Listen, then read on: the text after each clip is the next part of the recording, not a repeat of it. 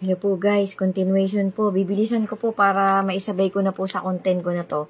Season 21, What is Written Truly Happened. Bali, part 6 po guys, part 6. Bibilisan ko po guys kasi ano po to tungkol po to dun sa mga, ang context po ng content ko na to ng season 21.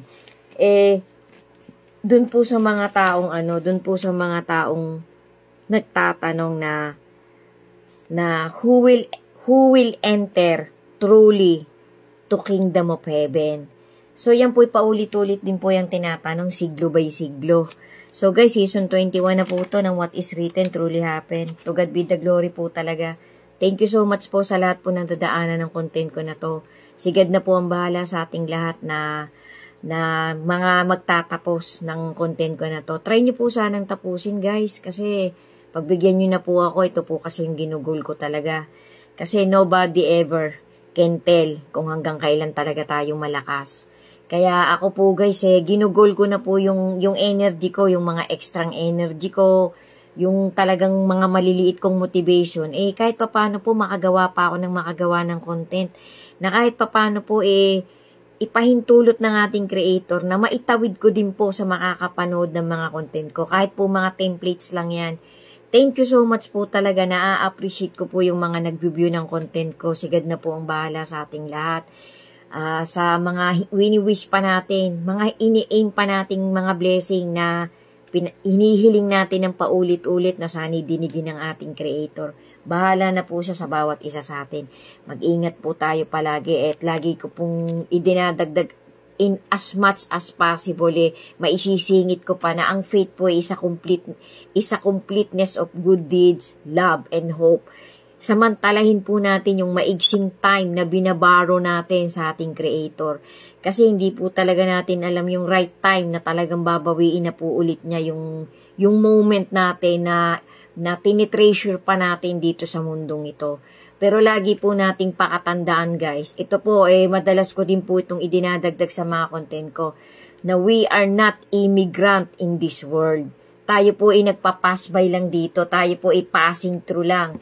Tayo po parang isang singaw na nandito ngayon, sa snap of a finger biglang maglalaho. Parang ikinumpara lang po ng Holy Scripture na ang isang tao, ang isang human being ay parang singaw. Nandito ka ngayon, tapos hindi natin alam. Inabling ko pan ay biglang wala ka na. Kasi wala pong makakapagsabi kung anong oras ka talaga tatawagin Yan po isang facts, isang po yan, isang katotohanan na dilat na dilat. So, nagawan ko na po yan ng templates, nagawan ko na din po yan ng content, na talagang hindi po natin alam talaga guys kung hanggang kailan ang buhay na pinapahiram sa atin. Kaya samantalahin na po natin. We must live accordingly. Sabi nga po, bakit ba tayo magpapakawalwal? Ano bang mapapala natin, guys? Kasi, kumbaga sa sinisira lang din natin yung itong templo na to na pinananahanan po ng Holy Spirit na pinapahiram sa atin.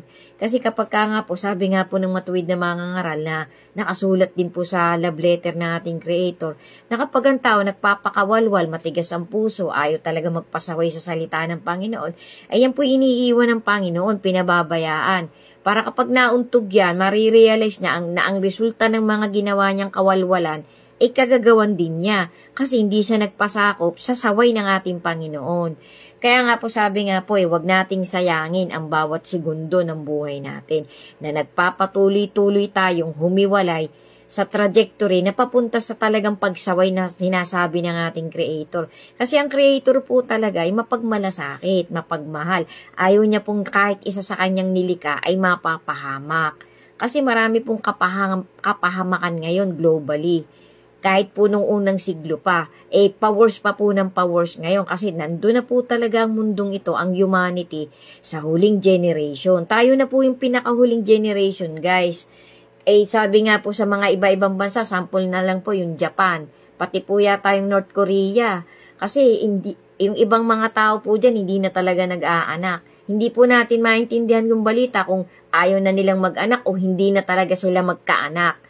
So parang may something po, may kakaiba. Kasi bawat pangyayari nga po, lagi po yung alam ng Creator. Lagi po siyang may kinalaman. Kasi sabi nga po, there's no incident, there's no such as an accident in this world. All things are meant to happen.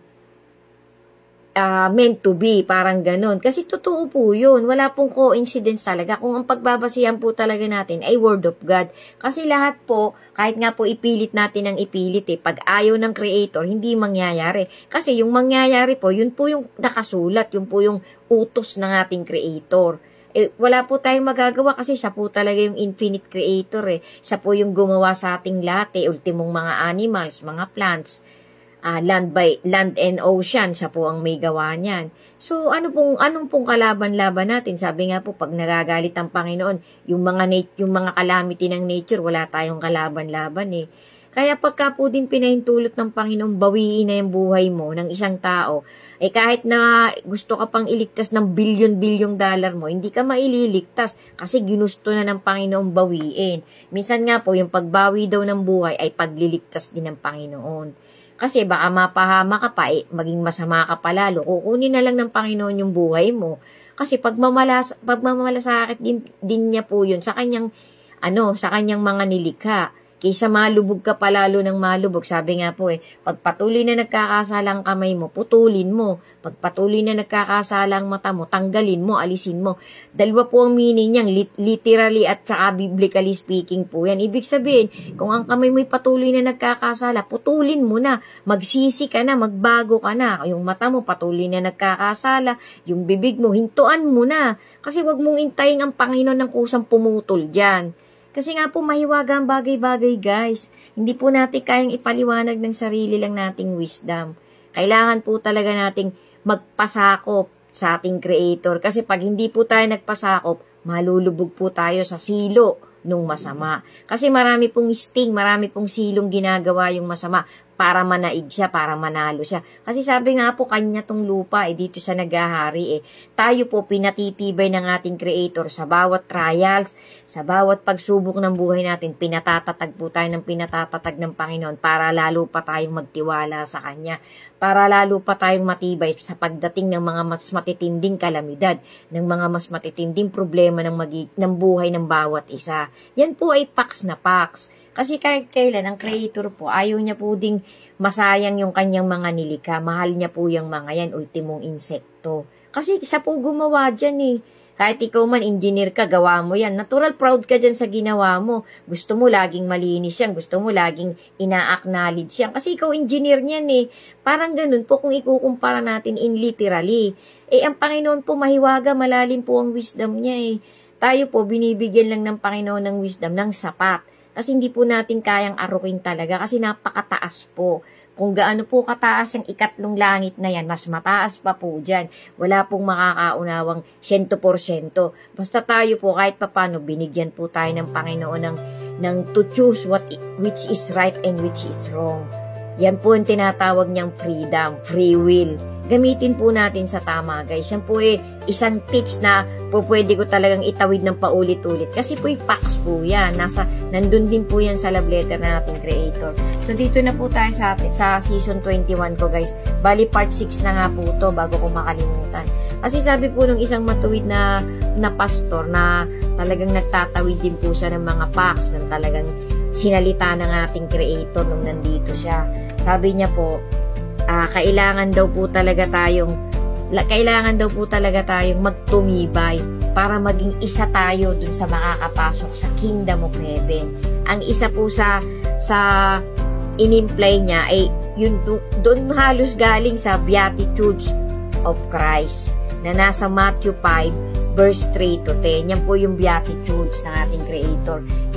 Nung binigkas niya po yan, yung ginawa niya nga pong sermon niya, napakarami pong nakinig, napakarami pong tinalaban sa sinabi niya ng ating Panginoong Jesus.